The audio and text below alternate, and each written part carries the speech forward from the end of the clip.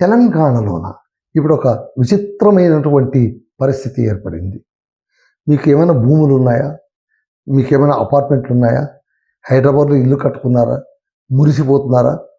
చూసారా, మాకు ఒక విల్లా ఉంది, మాకు ఒక ఇల్లు ఉంది, మాకు అక్కడ ల్యాండ్ ఉంది అని చెప్పుకుంటున్నారా? కంగారు పడకండి, అవి కేవలం చెప్పుకోవడానికే పరిమితం. అంటే అని మీరు అడగొద్దు. అంటే వాటిని మీరు ఆస్తులుగా చెప్పుకోవడమే తప్ప వాటిపైన మీకు సంపూర్ణ అధికారం ఉందో లేదో ఒకసారి చెక్ చేసుకోండి. ఎందుకైనా మంచిది. రెవెన్యూ రికార్డ్స్లోకి వెళ్ళండి, భూభారతిలోకి వెళ్ళండి. మీది ఏదైనా ఒక సెక్షన్ కింద ప్రకటించారా? ఏదైనా ఒక సెక్షన్ అంటే రెవెన్యూ యాక్ట్ 22A ఈ జాబితా కింద మీది ఉంటే మాత్రము మీకు దబిడే. అంటే ఏంటి?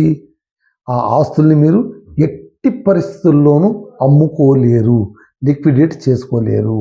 బికాస్ అది నిషేధిత జాబితా. 22A అనేటువంటిది ఇట్స్ ఎ బ్లాక్ లిస్ట్, నిషేధిత జాబితా. దానికి ఉన్న ఒకే ఒక పవర్ ఏంటంటే, ఆ చట్టానికి ఉన్నటువంటిది, మీరు ఎట్టి పరిస్థితుల్లోనూ ఆ జాబితాలో చేర్చినటువంటి ఆస్తులను అమ్ముకోవడానికి వీల్లేదు, కొనడానికి వీల్లేదు. ఎందుకు ఇలా జరుగుతుంది? మీకు అందరికి కోపం వచ్చేస్తుంది కదా. అదేంటది? మేము కొనుక్కున్న ఇల్లు, మేము కష్టపడి కొనుక్కున్న ఇల్లు, మేము ఈఎంఐలు కట్టుకున్నాము, మేము ఎక్కడో అప్పు తెచ్చి ఒక భూమి కొన్నాము, లేకుంటే ఒక అపార్ట్మెంట్ కొన్నాము, లేదా ఒక విల్లా కొన్నాము. ఈరోజు వాటిని మీరు అమ్ముకోవడానికి వీల్లేదంటారేంటి బాస్ అంటే, ఎస్ బాస్, తెలంగాణలో అదే జరుగుతుంది. అది జరిగింది, అదే జరుగుతోంది. ఎందుకు అంటే మన సర్కార్ వారి పుణ్యమాని అవన్నీ 22Aలో వెళ్ళిపోయాయి. 22A ఏంటి? ఆ రెవెన్యూ చట్టం ఏం చెబుతుంది? ఇది మొట్టమొదట మనం తెలుసుకుంటే బాగుంటుంది.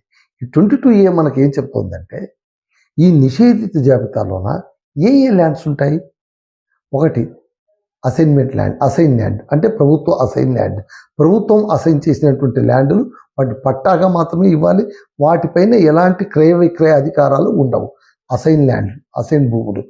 ఆ తర్వాత ఇవి కోర్టు ఆధీనంలో ఉన్నటువంటివి. ఆ తర్వాత ఎండోమెంట్ భూములు. So assign lands, endowment lands, ఆ తర్వాత డిస్ప్యూట్ ల్యాండ్స్, న్యాయ పరిధిలో ఉన్నటువంటి డిస్ప్యూట్ ల్యాండ్స్. ఈ 3 కేటగిరీలో ఉన్నటువంటి భూములను కానీ ఇళ్లను కానీ ఎవరు అమ్మడానికి వీల్లేదు, కొనడానికి వీల్లేదు. అంటే చట్టబద్ధమైన బదలాయింపు చేయడానికి ఇక్కడ అవకాశము లేదు. ఇది విషయం. భూభారతి పోర్టల్ చూసుకుంటే, గతంలో ఇది ధరణి, ఇప్పుడేమో భూభారతి. ఈ భూభారతి పోర్టల్లో మీరు ఒకసారి చూసుకుంటే, మీ స్థలం కావచ్చు, లేదా మీ ఇల్లు కావచ్చు, పొరపాటున 22Aలో కనుక ఉన్నట్టు తేలిందనుకోండి, మీకు ఇంకా చుక్కలే. ఎందుకంటే దాన్ని మళ్ళీ మామూలుగా డీనోటిఫై చేయించుకోవాలంటే మీకు దేవుడు దిగొస్తారు, తల్లో జేజమ్మ దిగొస్తుంది. ఎందుకంటే సర్కార్ అంత త్వరగా ఏది ఒప్పుకోదు కదా. ఎందుకు ఇలా చేస్తుంది? దానివల్ల ఏంటి ఉపయోగం అంటే, సర్కారు ఇలా చేయడం వెనుక కారణం అంటూ ఏమీ లేదు. అది అలా చేర్చిందంటే 22A కింద కొన్ని భూములు ఉంటాయి. అంటే కొన్ని చోట్ల సర్వే మొత్తం, అంటే ఇప్పుడు ఫర్ ఎగ్జాంపుల్ ఒక సర్వేలోన చాలా పొడవు ఒక 10 ఎకరాల భూములు, ఒక కాలనీస్, కొన్ని అవన్నీ ఉన్నాయి అనుకున్నాం. అందులోన ఎక్కడో ఒక మూలలో ఒక చిన్న ల్యాండ్, అది అసైన్మెంట్ ల్యాండ్ లేకుంటే ఎండోమెంట్ ల్యాండ్ ఉందని అనుకుందాం. అలా ఉంటే దాని పక్కన ఉన్నటువంటి వాటన్నింటినీ కూడా దీని కింద తోసేశారు. అంటే కాలనీల లోపలికి వెళ్ళిపోయాయి 22A కింద. ఇవన్నీ తెలియవు జనాలకు. తెలుసుకున్న వాళ్ళేమో గాబరా పడుతున్నారు, గగ్గోలు ఎత్తిపోతున్నారు, కంగారు పడిపోతున్నారు. తెలియని వాళ్ళేమో ఇదేదో మాకు సంబంధించింది కాదేమో అనుకుంటున్నారు. ఈ 2 రోజుల్లోనే ఈ వార్తలు పైకి రావడంతో, మీడియాలో రావడంతో, దినపత్రికల్లో రావడంతో ప్రజల్లోన కంగారు మొదలైంది. వాళ్ళందరూ కూడా ఉలికి పడ్డం మొదలుపెట్టారు. ముఖ్యంగా ప్రతిపక్షం బీఆర్ఎస్ వాళ్ళు వెంటనే దీనికి సంబంధించి స్పాంటేనియస్గా వాళ్ళు స్పందించారు. కాంగ్రెస్ ఏమైనా నిద్రపోతుందా? గుడ్డి గుర్రం పళ్ళు తోముతోందా? అదేం చేస్తోంది అసలు?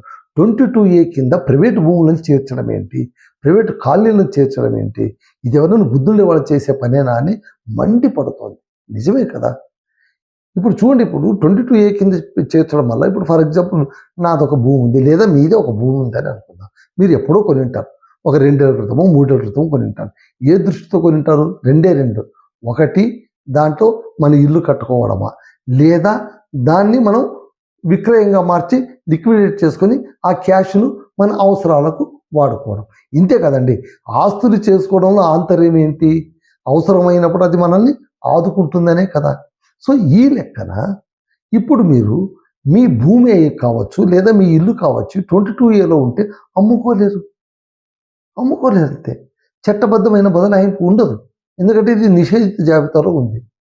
ఇది ఎంత అన్యాయం కదా. అందుకే ప్రజలు మండిపడుతున్నారు. ఏంటి అసలు, ఏంటిది, ఏం జరుగుతోంది అసలు? మా ఇల్లు మాకు కాకపోవడం ఏంటి, మా భూములు మాకు కాకపోవడం ఏంటి, ఈఎంఐలు కట్టుకున్నాము, చెమటొచ్చాము, అంత మా జీవితానంతా కర్పూరంలో వెలిగించేసి మరి మనం కొని కూడబెట్టిన ఆస్తులు ఇలా అయిపోతే ఎట్లా? మళ్ళీ ఏం చేయాలి చెప్పండి మరి. సో వెంటనే ఇప్పుడు రెవెన్యూ మినిస్టర్ గారు తేరుకున్నారు. గుడ్డి కన్నా మెల్లమేలన్నట్టు కాస్త ఆయన తేరుకొని ఆయన వెంటనే నిన్న ఒక ప్రకటన ఇచ్చారు. ఈ విషయం మా దృష్టికి వచ్చింది. ఓకే మీరెవరు కంగారు పడొద్దండి, ఇదేది కాదు, మీకేమి ఇబ్బంది లేదు, చూద్దామంటే ఇది ఎట్లా వచ్చిందో ఏంటో ఏం కొత్త చూద్దామని. ఇది ఏమీ కాదన్న విషయం మాకు అందరికీ తెలుసు మంత్రి గారు, మినిస్టర్జీ, మాకు అందరికీ తెలుసు. ఎందుకంటే మా దగ్గర డాక్యుమెంట్లు ఉన్నాయి, సేల్స్ డీడ్స్ ఉంటుంది. కాబట్టి అంత ఈజీ కాదు, ఇది మాది కాదు అని చెప్పడానికి. కాకపోతే ఇక్కడ తకరారు ఒక మెలిక ఏంటి అంటే దాన్ని మనం అమ్ముకోలేము కదా. When there is no position to liquidate my assets, how can I fulfil my needs? నా అవసరాన్ని నేను ఎలా తీర్చుకోగలను? అదే కథ ఇక్కడ. అది ఇప్పుడు పెద్ద సమస్య అయిపడింది. అందుకే బీఆర్ఎస్ వాళ్ళు ఏమంటున్నారంటే ఇది కాదు లెక్క, ఒక పని చేయండి, మీరు 2023 మీరు అధికారం చేపట్టినప్పటి నుంచి ఇప్పటిదాకా 22A కింద ఎన్ని ప్రభుత్వ భూములు, ఎన్ని ప్రైవేటు భూములు, ఎన్ని ప్రైవేటు ఇళ్ళు, ఎన్ని ప్రైవేటు కాలనీలు అందులో వెళ్ళిపోయాయో వీటన్నిటికి సంబంధించి ఒక వైట్ పేపర్ రిలీజ్ చేయండి, శ్వేతపత్రం విడుదల చేయండి అని అంటే మళ్ళీ ప్రభుత్వం చేస్తుందంటే చెప్పలేదు. సో ఇప్పుడు ఎలా అంటే కనుక వీళ్ళే అంటే మనం సాధారణంగా అనుకుంటూ ఉంటాం. ఇప్పుడు కాంగ్రెస్ సర్కార్ ఎట్లయిపోయిందంటే మీరు చాలా జాగ్రత్తగా ఆలోచించండి. ప్రతిపక్షం వాళ్ళు ఏం వెతుక్కోనక్కర్లేదు. ఈరోజు మేము ఏం చేయాలి, ఎలాంటి బాణం వేయాలి, ఎలాంటి వాగ్బాణం వేయాలి, వాళ్ళని ఎలా గట్టిగా వాదించి వాళ్ళని నిలువరించామని పేరు తెచ్చుకోవాలని పాపం వాళ్ళే తీసి అస్త్రాలు ఇస్తూ ఉంటారు. ఇదిగో నువ్వు మర్చిపోయినట్టు ఈ బాణం ఇచ్చే చూడు, ఇది నా పైన వేయి, ఇదిగో ఈ కర్రతో నన్ను కొట్టు అన్నట్టుగా ఉంది వ్యవహారం. చూడాలి మళ్ళీ ఏమవుతుందో ఏంటో ఏం కథో. మళ్ళీ మీరు ఒకసారి భూభారతి పోర్టల్లో వెళ్ళి చూడండి. 22Aలోన మీ ఆస్తులు కూడా ఉంటే మీరు కొంచెం జాగ్రత్త పడడం మంచిది. ఇదండి విషయం. That's all.